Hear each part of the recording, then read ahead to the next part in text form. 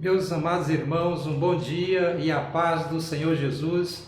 Estamos mais uma vez nesta linda manhã de domingo para mais uma lição da nossa Escola Bíblica Dominical. Estamos, meus queridos, neste trimestre estudando a carta que Paulo escreve a Filemon. E desde já nós convidamos a todos os nossos amados irmãos a nos aproximarmos do trono da graça do Senhor para juntos buscarmos a sua presença. Querido Deus, soberano Pai, Senhor, nós te somos gratos, ó Deus, pelo alvorecer de mais um novo dia. Te somos gratos, Senhor, pelo dom da vida. Te somos gratos, ó Deus, pela salvação da nossa alma na pessoa eterna do teu Filho amado Jesus Cristo. Senhor, muito obrigado, Senhor, por tudo quanto tens feito por nós.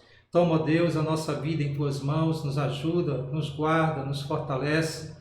Senhor, que possamos, ó Deus, perseverar diante de Ti, Senhor, e na Tua presença. Pai querido, nos abençoa nesta lição desta manhã. Que o Teu Espírito, ó Deus, tenha plena liberdade para nos ajudar, abrindo nosso entendimento, Senhor, de forma, ó Deus, que possamos compreender e entender, Senhor, tudo que Tens reservado para nós. Pai amado, abençoa a vida de cada um dos Teus filhos que estão linkados conosco, aqueles, ó Deus, que ainda amam, Pai querido, de estar, Senhor, assistindo esta aula. Pai amado, nos ajuda, se conosco, nós te somos gratos por tudo, Senhor, em nome de Jesus. Amém e amém. Louvado seja o nome do Senhor.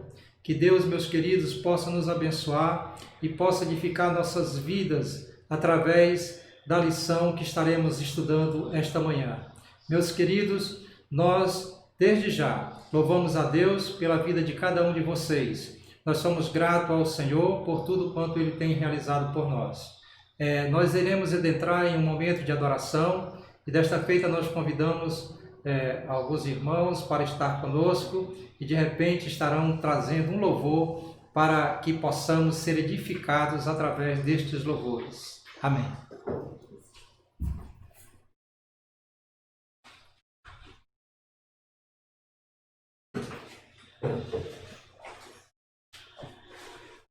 Bom dia, graça e paz, irmãos. Vamos louvar a Deus com um hino tradicional chamado Maravilhosa Graça. Os irmãos que souberem desse hino podem acompanhar juntamente conosco.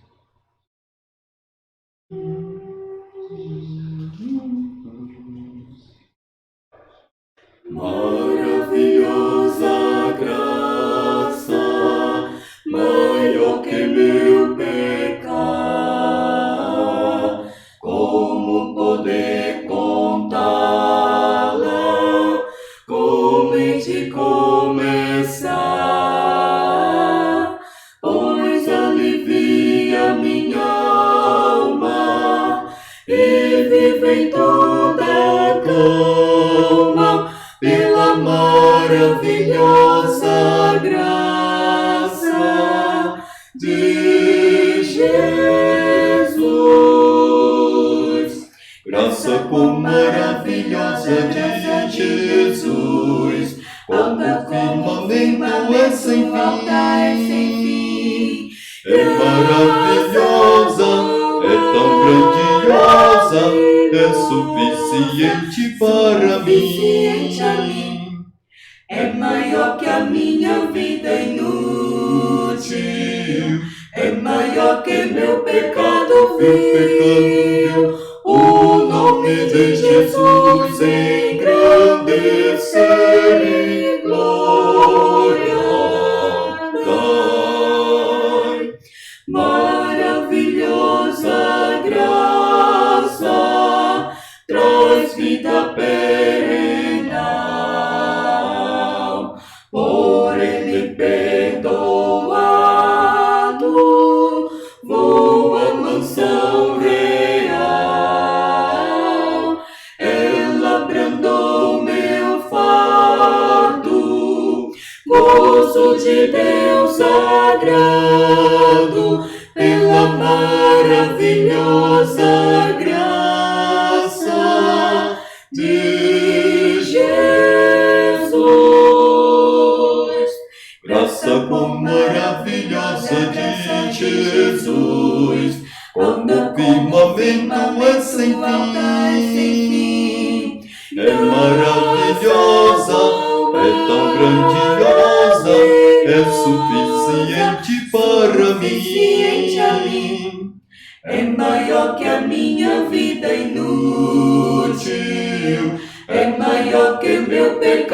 viu o nome de Jesus engrandecer em glória. Dai maravilhosa graça, bom ricas bênçãos traz,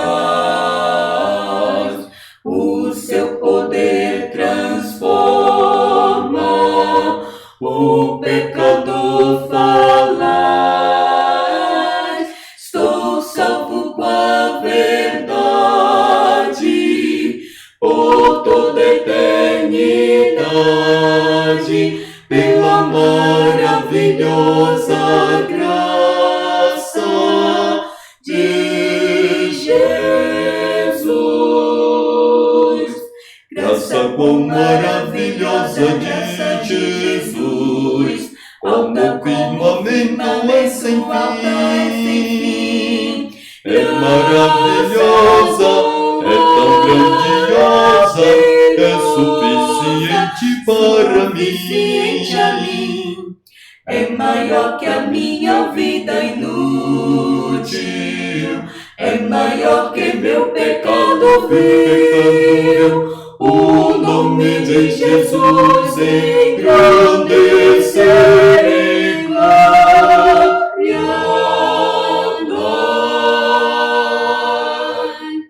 Graças a Deus. Glória a Deus.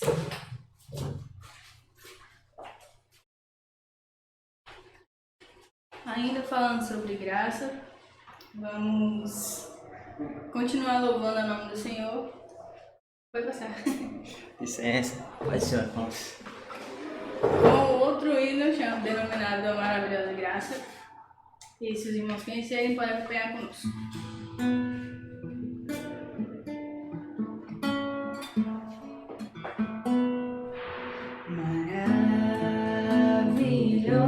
Maravilhosa graça que perdido me encontrou, estando cego pude ver, Cristo me resgatou.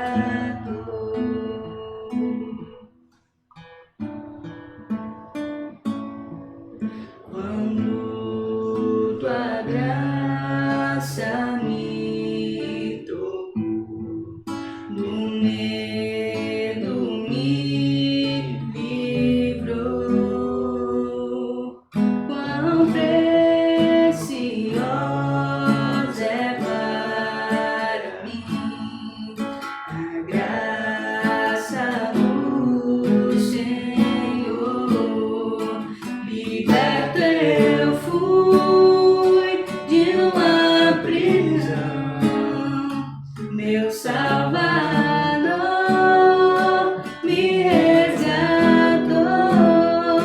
Misericórdia e perdão, eterno amor e redenção.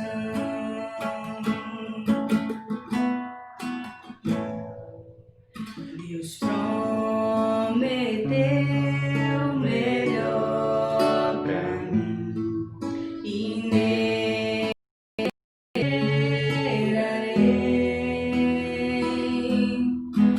Escudo e força Ele será enquanto eu viver. Liberto eu fui de uma prisão, meu Salvador me resgatou. Misericórdia e perdão, eterno amor e redenção.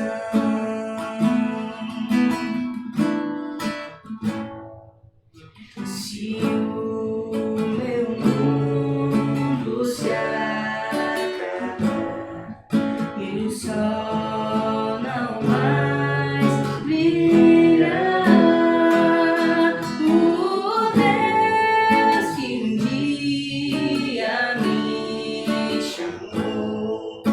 será pra sempre meu, será pra sempre meu, será pra sempre meu, será pra sempre meu. Liberto eu fui de uma prisão, meu Salvador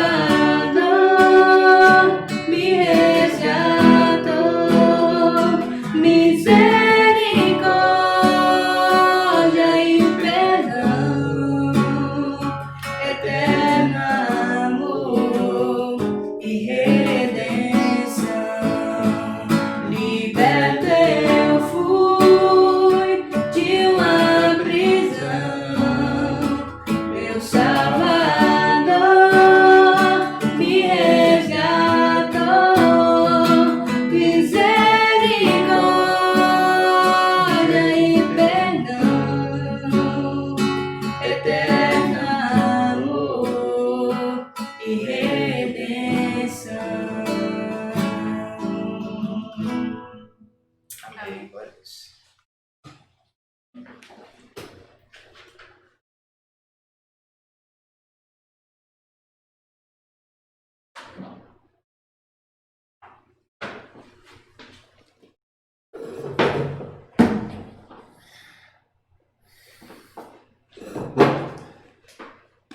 Amém, meus irmãos.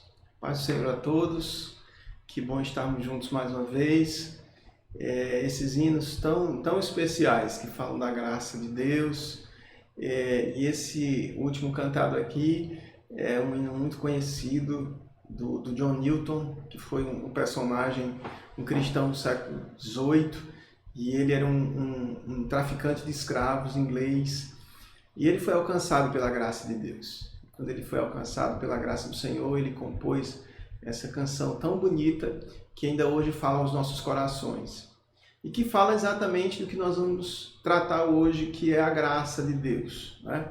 Ele era um homem que vivia uma vida tão errada, tão difícil, e o Senhor o alcançou, a graça de Deus alcançou. Nós vamos conversar sobre hoje sobre Filemon como uma parábola da graça divina. A gente, na semana passada, viu Filemon como uma parábola da mediação, né? A gente viu sobre Paulo na qualidade de mediador e Deus como nosso mediador.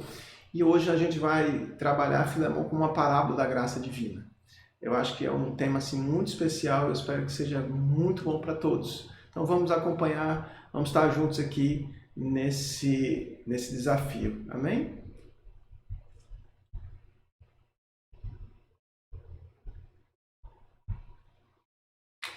Muito bem.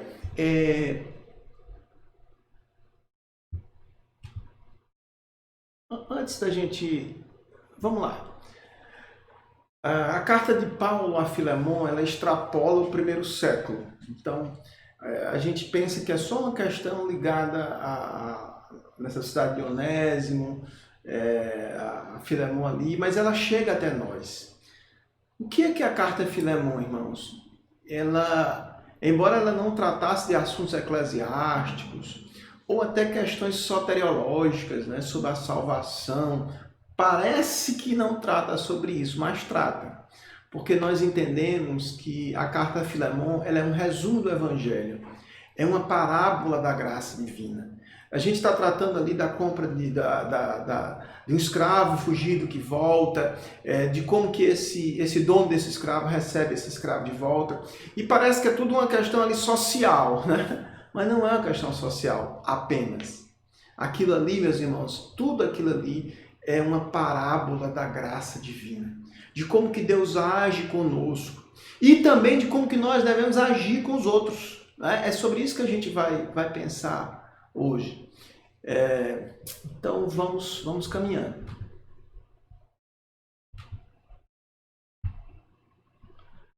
A história de Onésimo é uma metáfora de cada um de nós.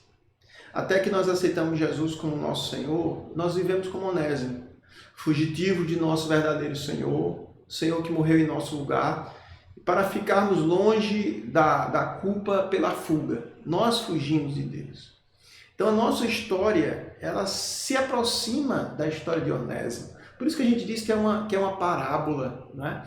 Então, assim como Onésimo viveu aquela fuga do seu Senhor, nós também vivemos uma fuga de Deus. Até que um dia nós fomos alcançados pela graça, né? O que Onésimo teve que fazer para evitar o castigo? Ele teve que pagar somas elevadas de dinheiro?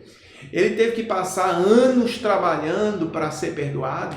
Não, irmãos, nada disso. O que precisamos fazer para evitar o castigo que merecemos por nossa rebelião contra Deus?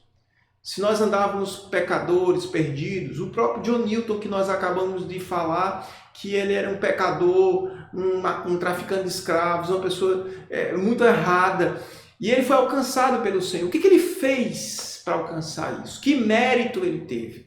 A discussão que nós vamos fazer hoje é exatamente isso. A graça de Deus envolve a discussão de que não há méritos, não há recursos que pague o perdão, não há recursos que pague a misericórdia, não há recursos que pague a reconciliação. Isso é Deus que faz por sua graça. É isso que a gente precisa pensar, né?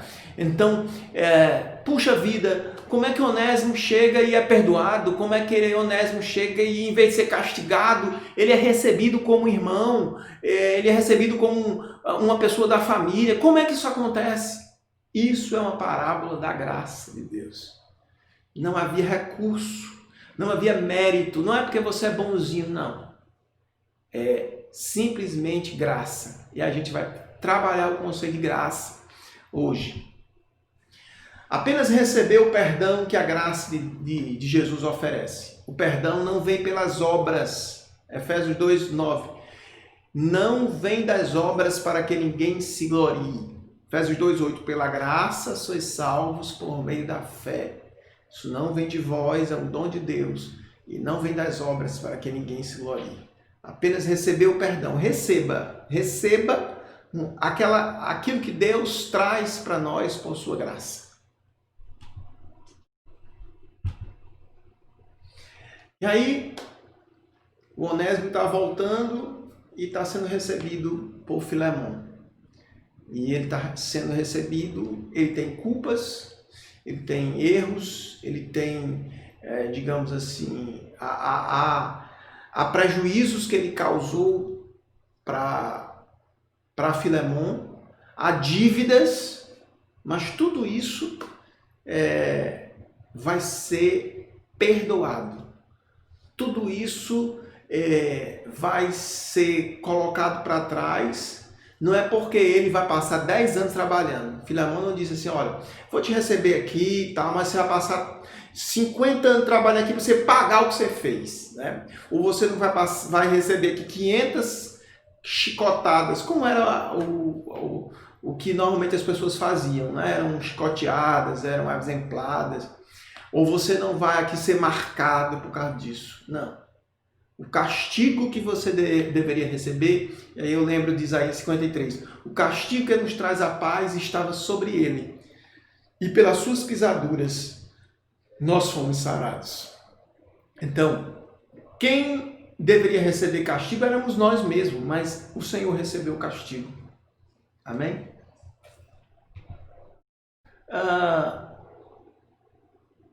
Vamos primeiro, meus irmãos, pensar na palavra graça no Antigo Testamento. Tá? No Antigo Testamento, a palavra hebraica chen é normalmente traduzida por graça. Essa palavra ela traz a ideia do mais forte que vem ao socorro do mais fraco.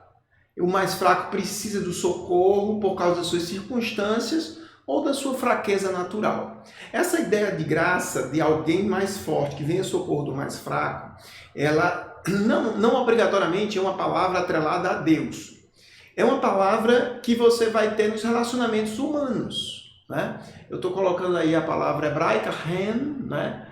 Vocês percebem aí. E ao lado, é muito interessante que o nome Noé, em hebraico, ele é a palavra graça invertida, com as letras invertidas, né? Então aqui, graça é Han, e Noé é Nohan, mais ou menos assim, digamos, né? Então, as mesmas letras numa ordem diferente, tá certo? Então é muito legal isso. No hebraico, Noé e graça e Han são formados com as mesmas letras, apenas duas, só que tem a ordem invertida, né? Então, eu começo, antes de falar de Noé, eu quero pensar com você, por exemplo, Ruth 2:10. Ruth 2:10 é o texto que fala de Boaz e Ruth. Nesse texto, a gente pode pensar assim, quem que era o mais fraco, quem que precisava de ajuda, quem precisava de socorro, quem que era o mais forte nessa relação entre Boaz e Ruth. Nós sabemos que a pessoa forte aí, a pessoa que tinha recurso, era Boaz, né? Ruth, quem era Ruth? Era apenas uma estrangeira, uma gentia, uma moabita, que estava ali catando espigas nos campos de Boaz.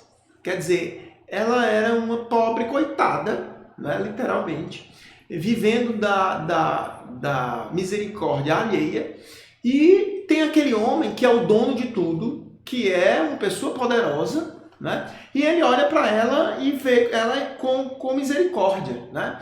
E o texto de Ruth 2:10 é o texto que vai dizer assim: então ela se inclinou, prostrou-se com o rosto em terra e lhe perguntou: por que achei graça aos teus olhos? Graça, favor aos teus olhos, para que te importes comigo, uma estrangeira. Então, nessa relação entre Boaz e Ruth, eu quero exemplificar isso para ficar bem claro para você. Nessa relação entre Boaz e Ruth, nós temos o que nós podemos já conceituar de graça.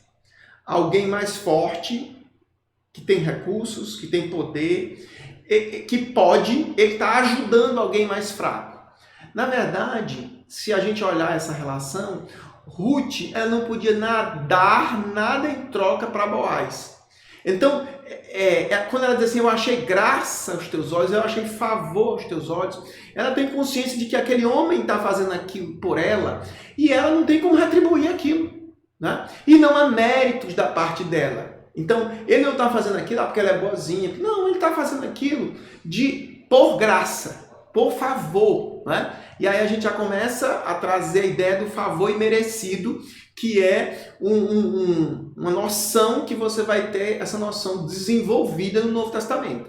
Mas no Velho Testamento já fica claro para você a ideia do forte que vem em socorro do mais fraco, que não pode oferecer nada em troca, né? E aí a gente tem essa relação aí entre Boaz e Ruth, ok?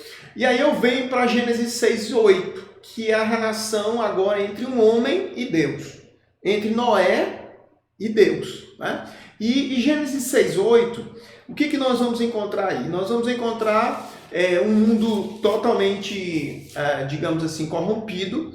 Deus resolve destruir o mundo, né? Mas ele olha e vê Noé, né? E aí nesse olhar de Deus para Noé, nós vamos encontrar a graça. Gênesis 6:8. Noé, porém, encontrou graça aos olhos do Senhor. Quer dizer, quando Deus resolve assim, vou mundo aqui, vou fazer tudo de novo, Deus olha para Noé e ele olha para Noé com graça. E Noé encontrou graça aos olhos do Senhor. Então, quem era Noé? Pai de família ali, tinha os 3 filhos, ele estava ali, né? E Deus então resolve pegar aquele homem ali, eu vou preservar esse homem, né? Vou destruir tudo, mas esse homem vai ser preservado. E isso é graça, né? Isso é Ren. Este mais forte, esse Deus poderoso, que vem em socorro de um homem tão frágil, de um homem tão simples, né? E Deus vai manifestar a sua graça a Noé. Então, o texto em Gênesis 6:8, talvez seja a primeira vez que a gente vai encontrar essa expressão na Escritura, o Noé vai achar graça aos olhos do Senhor. Muito bonito esse texto. No Novo Testamento, a palavra para graça no Antigo Testamento era Ren, né? Óbvio que existiam outras palavras traduzidas por graça também, mas a principal era Ren. No Novo Testamento, a palavra para graça é charis. Charis. Daí vem carisma, né? Daí vem charismata, que é dons, né? Daí vem a ideia de caridade, né? Caris, aí vem do latim caridade, enfim. Essa palavra, ela ocorre 155 vezes no Novo Testamento. 100 vezes nas cartas paulinas. Interessante isso, né? 100 vezes nas cartas paulinas, nós vamos já ver por quê. Mas no Novo Testamento, a palavra para a graça é charis. Nós não encontramos nos evangelhos sinóticos o desenvolvimento do termo graça. Mateus e Marcos, nós não vamos ter de jeito nenhum esse termo charis. Nós vamos ver em Lucas algumas vezes essa ideia de graça, né? Mas a ideia da graça como favor imerecido, ela está presente nos sinópticos. Embora que o desenvolvimento do termo charis vai ser um desenvolvimento a partir de Paulo, e eu vou já mostrar aqui também, desenvolvido no Evangelho de João e não nos sinópticos, mas a ideia da graça, do favor imerecido, a ideia daquele poderoso que auxilia o mais necessitado, ela está absolutamente presente nos sinóticos. Como a gente podia não lembrar, meus irmãos, da parábola do filho pródigo? Falar de graça é falar da parábola do filho pródigo. Você não vai ter o nome graça ali, charis o termo, mas você vai ter a ideia, você vai ter o conceito teológico sendo trabalhado ali o tempo inteiro, né? Então, aquele menino volta para casa, né, para a casa do seu pai, e ele sabe que ele não tem absolutamente nada a reivindicar mais. Ele já abriu mão da sua filiação, os recursos que ele tinha, que foi dado pelo pai como sua herança, ele já jogou tudo fora. O nome que ele tinha do seu pai, ele já abriu mão a partir do momento em que ele pediu a parte da herança. Eu não quero que você seja mais meu pai. Meu pai morreu, agora é tudo meu. Então, ele não tinha nenhum tipo de direito, ele não tinha nenhum tipo de mérito para chegar e dizer assim, eu estou voltando, me receba como seu filho. E ele tinha consciência disso. Quando ele pensou em voltar, ele falou assim, vou voltar para a casa do meu pai e eu quero que ele me receba pelo menos como um dos seus empregados. Na verdade, eu não tenho mérito para voltar como filho. Eu não sou mais filho, mas pelo menos alguém que esteja trabalhando para ele. Pronto, né? Mas o que é a graça? A graça é exatamente isso. Ele vai ser recebido como filho. O pai vai botar o anel no dedo, vai colocar roupa de filho, vai fazer uma festa, vai matar um bezerro cevado. Então isso é graça, é favor imerecido. É quando aquele menino ali, ele estava assim, totalmente desprovido de qualquer condição, de qualquer mérito, né? Então a inexistência do mérito do rapaz vai fazer com que aquele homem, ele vai agir com graça. Porque se não fosse a graça, aquele menino não tinha nada que fazer, né? Então, assim, essa ideia da graça está muito presente. A parábola do filho pródigo, meus irmãos, é muito especial. É uma parábola totalmente da graça de Deus, né? Então, Lucas não vai usar esse termo, mas ali está a graça de Deus em andamento, né? Ali está alguém que pode ajudando aquele que não pode mais. Né? E não pode, é porque ele caminhou em caminhos errados, é porque ele dissipou tudo, que ele acabou todo o mérito que ele tinha, todo o recurso que ele tinha, né? Mas aquele pai o recebe, né? Isso é graça. Outra parábola, né? E aí já é uma parábola em Mateus 18, de 15 a 35, tem uma parábola também assim, que muito clara vai trabalhar a noção de graça e a ideia da graça. Você não vai ter o termo graça, mas vai ter isso sendo trabalhado. Só lembrando para você, como é que é essa parábola? Alguém devia uma soma grande de dinheiro, muito grande de dinheiro, para um certo senhor. E o Senhor chama ele e fala assim, meu filho, cadê aquela dívida que você tinha comigo? Vamos pagar aquela dívida. E ele fala, não tenho o que pagar, me dê mais um tempo. Ele fala, não, você tem que pagar agora e tal. E aí ele fala, não, pelo amor de Deus, me dê um tempo. Aí ele vai, o Senhor vai e perdoa. Ok, ó, tua dívida está perdoada, você não me der mais nada. O que ele fez para receber aquele perdão da dívida? Nada. Foi simplesmente uma manifestação da graça daquele Senhor. Favor imerecido. E aí esse rapaz vai e, depois de ter saído da presença do seu Senhor, que foi, me perdoou, ele vai até uma outra pessoa que lhe devia uma soma infinitamente menor do que a que ele devia para aquele Senhor. E ele vai e encontra o rapaz e diz, olha, cadê aquela dívida que você tem? Cara, agora não tem. Não, pô, você vai me pagar agora, senão eu vou lhe matar. Ou então eu vou lhe levar aqui para os meeiros e você vai para meirinho e você vai pagar, ou então você vai ser preso, etc e tal. E aí, alguém vê aquele movimento e diz assim, olha, Senhor, aquele homem que você acabou de perdoar e perdoou aquela soma extraordinária, né? Ele está ali cobrando a dívida do outro, que ele tem que pagar de todo jeito. Então o Senhor chama ele de volta e diz, vem cá. Olha, eu perdoei você, a sua dívida era enorme, agora você está cobrando o outro que tem uma dívida muito menor. Ou então você agora está preso e tal. Então, essa é uma palavra muito interessante, porque nós temos mais uma vez a manifestação da graça. E nessa palavra nós temos o desdobramento, quer dizer, aquele que recebe a graça, ele não age com graça. Nós vamos já falar sobre isso. Isso aqui é uma coisa muito interessante. E aí, meus irmãos, eu tenho falado dos evangelhos sinópticos, né? E o evangelho de João, né?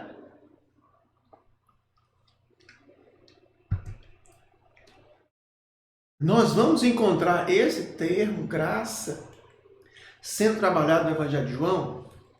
O evangelho de João, que é um evangelho mais recente, né? Quer dizer, posterior aos sinóticos, e há um desenvolvimento teológico mais apurado em João do que nos sinóticos, nós já vamos encontrar essa palavra raiz, né? Nós vamos encontrar exatamente no prólogo de João. O prólogo é tipo a introdução, onde ele vai falar, vai dar a ideia do que vai ser trabalhado em todo o Evangelho, né? E nós vamos encontrar em João 1,14, o Verbo se fez carne e habitou entre nós, cheio de graça e de verdade, cheio de raiz. Então, ele vai falar de que o Verbo, que é Cristo, ele habitou entre nós cheio de graça. Então, essa manifestação da graça vai ser explicitada ainda no prólogo de João. João 1,17, o evangelista continua falando, porque a lei foi dada por Moisés, a graça e a verdade vieram por meio de Jesus Cristo. Então, ele vai trazer aí a lei trazida por Moisés e a graça e a verdade trazida por Jesus Cristo.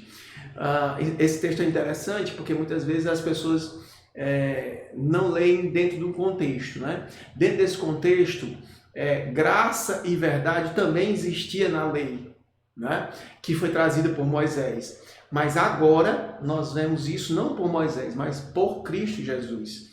É uma discussão mais ampla, mas o que eu quero trazer é que no prólogo João já fala da graça em Cristo, né? Trazida por meio de Jesus. Graça, favor imerecido daquele Deus poderoso que vai em favor do homem.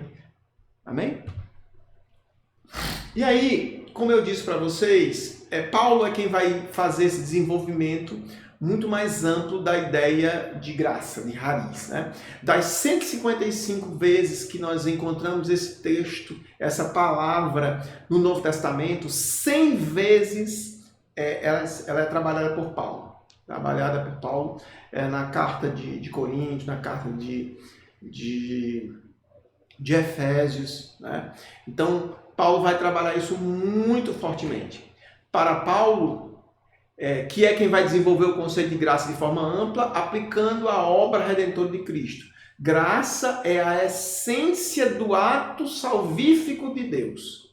É o favor imerecido de Deus manifestado aos homens em Cristo Jesus. Não é à toa que Paulo vai usar 100 vezes essa palavra em suas cartas. E aí, meus irmãos, eu quero só trazer aqui um pouco de uma pausa aqui para a gente pensar, né? Que esse não é um conceito muito simples, embora que todo crente fale da graça de Deus, né? Fulano está na graça, a gente saúda uns aos outros com a graça e a paz. Mas esse não é um conceito que as pessoas assimilem com facilidade. Por quê?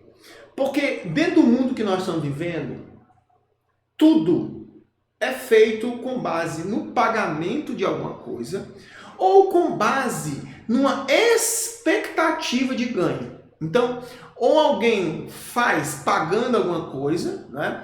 Ou alguém faz pensando em receber isso de volta. Existe uma expressão no mundo comercial, corporativo, sei lá, assim, não existe almoço de graça. Não sei se você já viu essa expressão. Quer dizer, se alguém está pagando o teu almoço, é porque você vai pagar isso de alguma forma. É porque ele está esperando esse retorno de alguma forma. Entende? Então, o mundo que nós estamos vivendo é um mundo em que há sempre um pagamento de alguma coisa. Se você está recebendo isso, é porque você merece isso, né? E aí tem outro conceito, que é o conceito da meritocracia, né? Então, você mereceu, você fez por merecer, mas nada é de graça. Então, quando eu começo a pensar e falar de graça num mundo onde a ideia de graça não existe, a ideia de favor imerecido, como assim?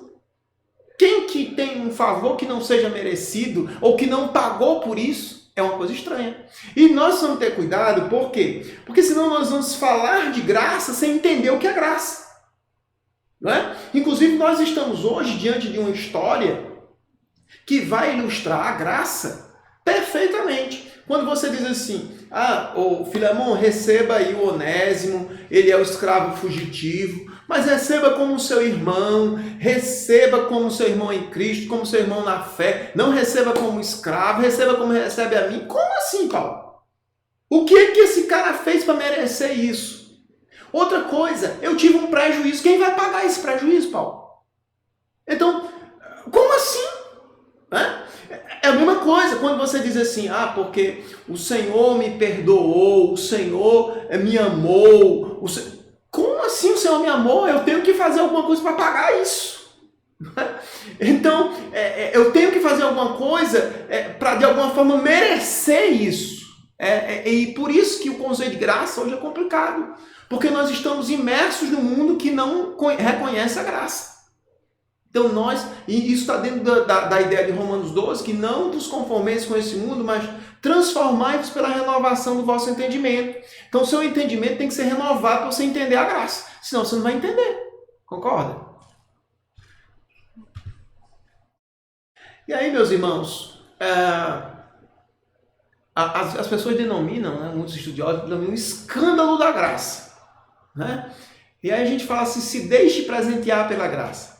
Humanamente, é impossível ao crente, alcançado pela graça, pelo favor imerecido de Deus, onde você não tinha mérito, retribuir a Deus tão grande salvação. Se fosse possível, já não seria graça. Favor imerecido, mas mérito pessoal. Então, se Deus me alcançou por sua graça, não, mas agora eu estou pagando a Ele. Quando você dizima, quando você obedece, quando você trabalha para o Senhor, né? Nada disso, meus irmãos. Isso aqui, eu estou pagando para o Senhor. Não existe pagamento para o Senhor. Né? Então, tudo que isso você faz é só gratidão dentro do seu coração. Gratidão. Só gratidão. Pronto. E isso não vai pagar o que ele fez. Né? Então, se eu estiver recebendo alguma coisa por mérito próprio, então isso tira de Deus a autoria divina da salvação. Né? Eu mereci. Em nosso relacionamento com Ele, quem tem mérito é o seu Filho Jesus Cristo. É Ele que, Filipenses 2, né, que se despiu, né, ele tirou, sendo em forma de Deus, não tem usurpação ser igual a Deus, mas aniquilou-se a si mesmo, tomando a forma de servo, fazendo-se semelhante aos homens, e foi obediente até a morte de cruz. Então os méritos estão nele. Amém? E eu preciso registrar o seguinte, Você lembra que a gente falou de Ruth, por exemplo? Né? Ruth era uma menina, não tinha poder, não tinha capacidade, não tinha habilidade, mas ela foi alcançada pelo favor de Boaz. Então, Noé foi alcançado pela graça de Deus. Quando olhamos para o homem, né, e a gente viu lá, quando a gente falou em conceito de graça no Antigo Testamento, a gente pensou em que é um homem, é alguém que tem poder, que alcança alguém que precisa, que tem necessidade, alguém capaz, alguém que não tem habilidade. É isso, a gente precisa perceber que por melhor que seja o homem, há inabilidade e incapacidade humana para merecer alguma coisa de Deus, ok? Então a situação de Onésimo, que é a parábola que a gente está vendo, né? A situação de Onésimo era de total inabilidade e incapacidade. Ele sabia do mal que havia feito e do castigo que esperava por ele. Mas ele tinha como pagar ao Filemon. Ele tinha como dizer assim, não, mas agora eu mereço isso aqui. Não tinha. Então nós podemos ver em Filemon essa comparação plena. Ele era inábil, incapaz, totalmente. Né? Então somente uma ação de graça, que no caso foi mediada por Paulo, é que o livraria da pena de ser exemplado. O escravo fugitivo vai apanhar, vai ser marcado, vai usar a coleira, enfim, né? Então ele não tinha condições de agora me dê o perdão porque eu mereço isso, ou está aqui o dinheiro que eu lhe roubei. Não existia isso. Então era totalmente incapaz de qualquer coisa. Quando a gente fala de graça, mostrando essa relação entre duas pessoas, aquele que é incapaz, aquele que tem o poder, etc e tal, veja, eu coloquei aqui os dois, né? Então, olha lá. Quem era Onésimo? O escravo fugitivo retornando para o seu senhor. A gente podia falar assim, sem eira nem beira, com a mão na frente e outra atrás, né? Com a culpa de ter fugido.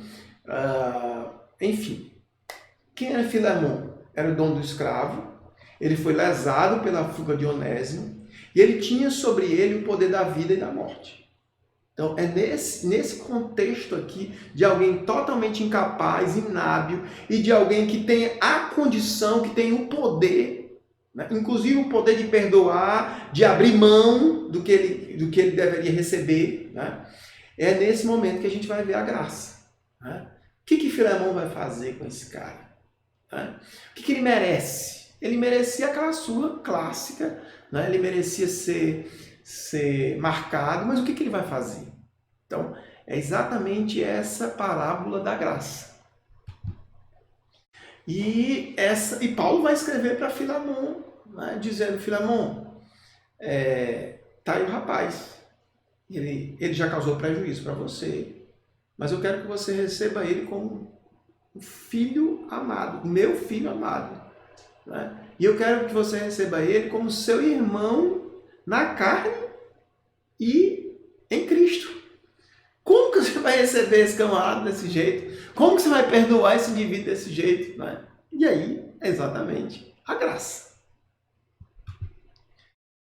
Então, meus irmãos, nós precisamos entender que a graça recebida deve ser compartilhada. Se eu estivesse pregando aqui, nós estivéssemos presencialmente, eu ia pedir para você repetir isso. A graça recebida deve ser compartilhada. Isso ficou claro naquela parábola que a gente falou lá, da parábola do credor incompassivo. Né? É assim que chama a parábola. Então, o que a gente viu naquela parábola? Alguém recebeu a graça de ser perdoado daquela dívida gigante que ele tinha. Mas quando ele foi para o outro que também lhe devia, ele disse, não, agora você vai ter que me pagar, senão você vai ser preso, vou levar você para o juiz. Né? Vou levar você para o oficial de justiça para ele tirar todos os seus bens. Então, nesse momento, o que a gente percebeu? Nesse momento, a gente percebe que alguém recebe a graça e não compartilha a graça. Né? Então, isso não pode acontecer. Isso nós precisamos entender. Nós não apenas recebemos a graça, mas precisamos compartilhar a graça. Esse texto de Mateus 18, o contexto desse texto é aquele texto do perdão. Quantas vezes eu devo perdoar? E aí Jesus vai dizer 70 vezes 7. Por que 70 vezes 7? Porque você foi perdoado, meu irmão. Porque você recebeu a graça. E é claro que... Mas assim, lá em Mateus ele não fala de graça, é claro. Nos evangelhos sinóticos nós não vamos ter um contexto de graça ainda desenvolvido. Isso vai está sendo desenvolvido em Paulo. E João já vai trabalhar esse conceito. Mas a ideia está aí, meus irmãos. Está aí, claro. Né? Então essa graça recebida deve ser compartilhada. Do jeito que eu recebo em graça, eu também preciso compartilhar essa graça. Percebe? Isso vai acontecer em Filemão. Filemão foi alcançado pela graça de Deus. E agora, essa graça precisa ser exercida com aquele escravo fugitivo. A graça que você recebeu, Filemão, você exercite agora com esse escravo. Ah, não, eu só vou exercer. A graça eu só recebo de Deus e fica comigo mesmo. Não, é para ser exercitada. Amém? Meus irmãos, somos devedores da graça. Devemos agir com graça também para com os outros. Paulo, quando escreve a Filemão, diz, olha, se ele fez algum dano para você, lance na minha conta. Eu estou escrevendo de próprio punho, eu vou pagar. É claro que Paulo não ia pagar coisa nenhuma. Mas o que ele estava dizendo é o seguinte, meu irmão, use com ele de graça. Por quê? Porque você recebeu a graça do Senhor. Então use também com os outros a graça. E eu quero fazer essa pergunta para você hoje. Estou querendo pregar, inclusive. Eu quero fazer essa pergunta para você hoje de manhã.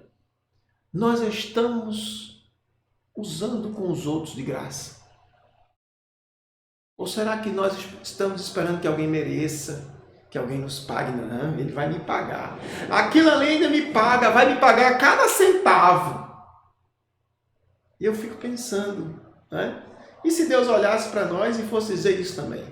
Você vai me pagar cada centavo. Você vai fazer por merecer, né?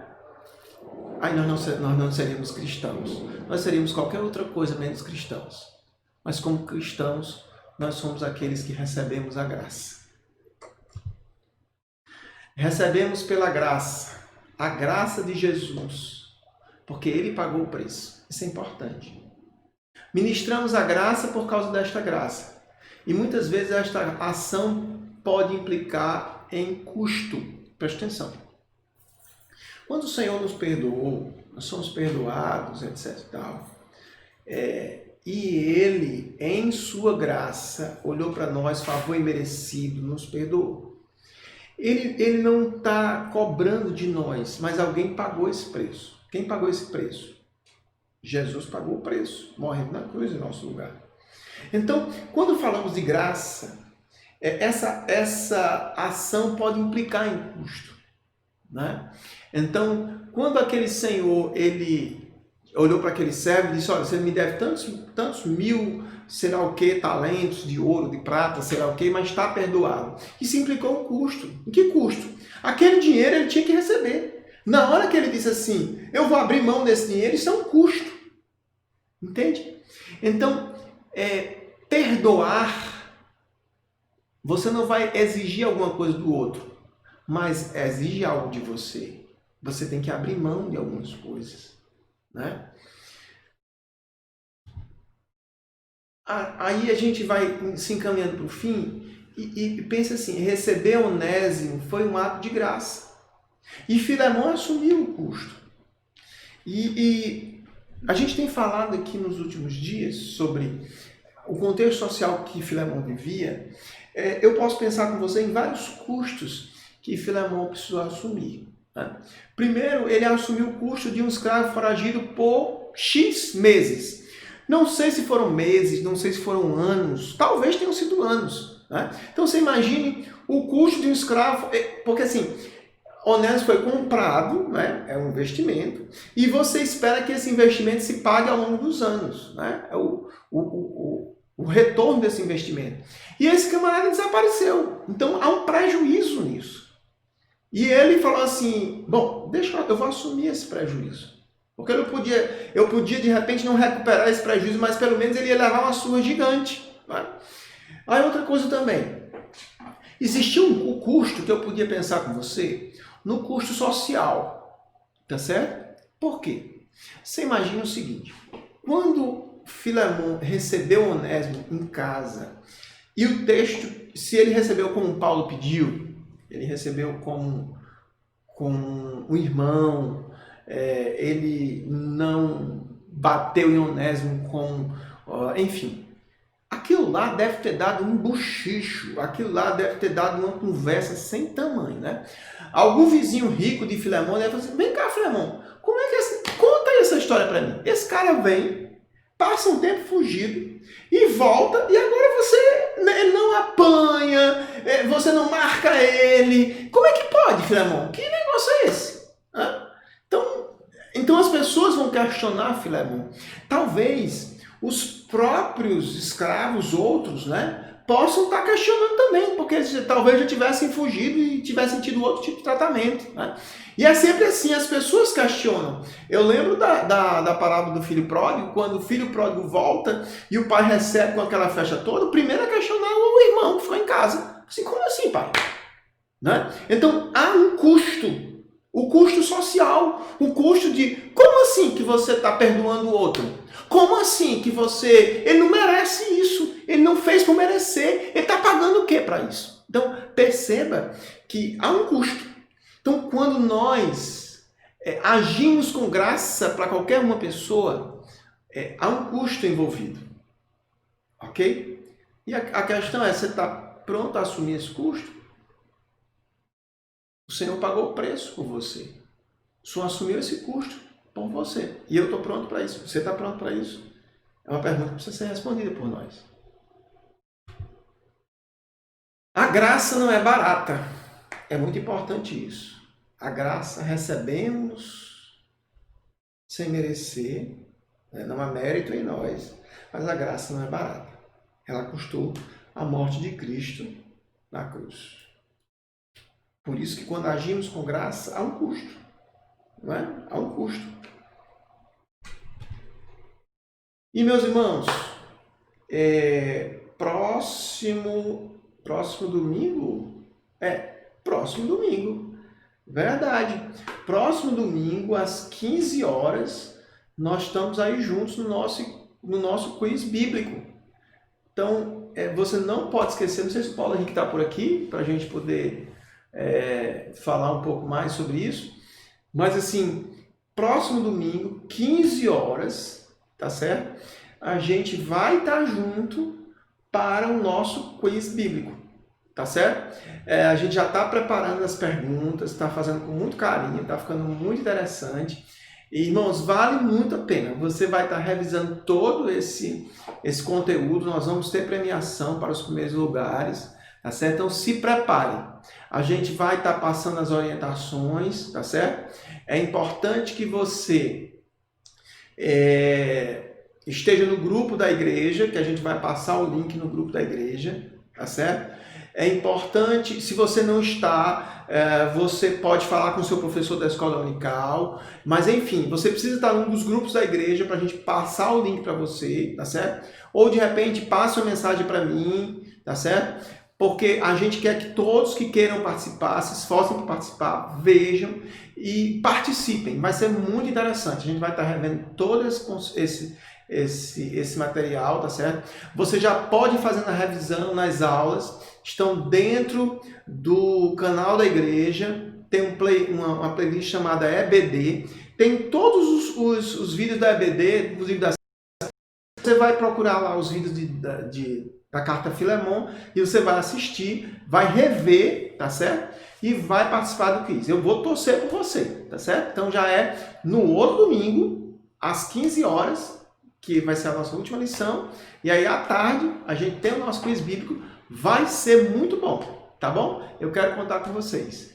Amém, meus irmãos? Então Deus abençoe a todos. Espero que tenha sido um tempo assim de crescimento para todos vocês, tá certo? E domingo que vem, pela manhã, a gente está aí com a nossa última lição. A nossa última lição é uma discussão muito interessante, é a discussão sobre escravidão, né? Eu já vou dar uma ideia aqui para os irmãos, assim. Inclusive, nós estamos tentando ver se a gente faz essa lição com uma discussão com outra pessoa. Eu não vou adiantar quem é, mas a gente vai ver se dá certo.